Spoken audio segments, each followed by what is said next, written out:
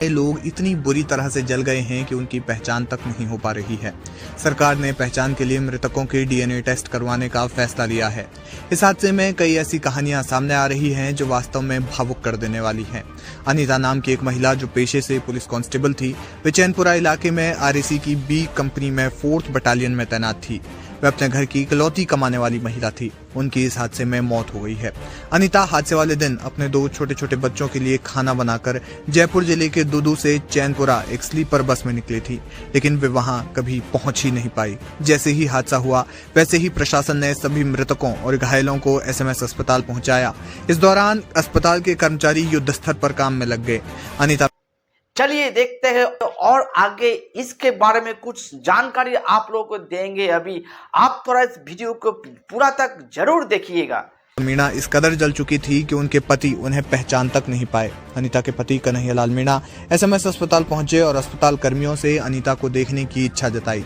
कर्मचारियों ने बताया कि उनका नाम घायलों की लिस्ट में नहीं है। इसके बाद अनीता के पति हॉस्पिटल के मुर्दा घर में डरते डरते और कांपते कदमों के साथ पहुंचे और वहां एक शव को देखकर वे फूट फूट कर रोने लगे।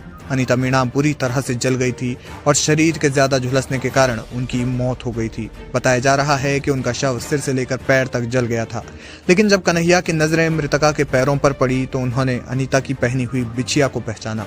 कन्हैयालाल मीणा ने अपनी पत्नी को उनके पैर में पहनी बिछिया के जरिए पहचाना। इसके बाद कन्हैया जार जार रोने लगे। बताया जा रहा है कि अनीता मीणा का शव पोस्टमार्टम के बाद उनके परिजनों को सौंप दिया गया है। इसके बाद राजकीय सम्मान के साथ उनका अंतिम संस्कार किया जाए। जयपुर में घटना हुआ है, इसके पीछे आईएसआई का हाथ हो सकता है। जितना भी न्यूज हम लोगों के पास आया हुआ है अभी तक, तो हम सब देख के सब न्यूज को घाट के एक तो राय पे आ रहा है कि इसमें कोई बड़ा आतंकी संगठन का हाथ तो नहीं है। जाएगा। अनीता 2016 बैच की कांस्टेबल थी। परिजनों के मुताबिक अनीता की 10 साल की बेटी और 7 साल का बेटा है। वे अपने परिवार की इकलौती कमाने वाली महिला थी।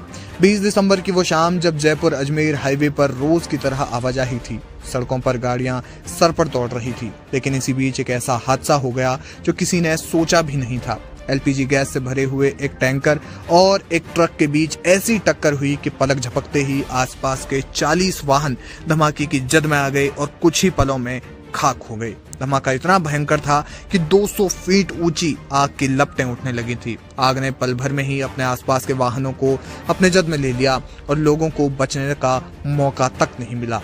यह हादसा कितना भयंकर था, इस बात का अंदाजा इसी बात से लगाया जा सकता है कि आकाश में उड़ते पक्षी तक आग की लपटों की जद में आकर झुलस गए। हादसे के चश्मदीदों के मुताबिक यह आग 1 किलोमीटर दूर से भी देखी जा सकती थी। मामले में अस्पताल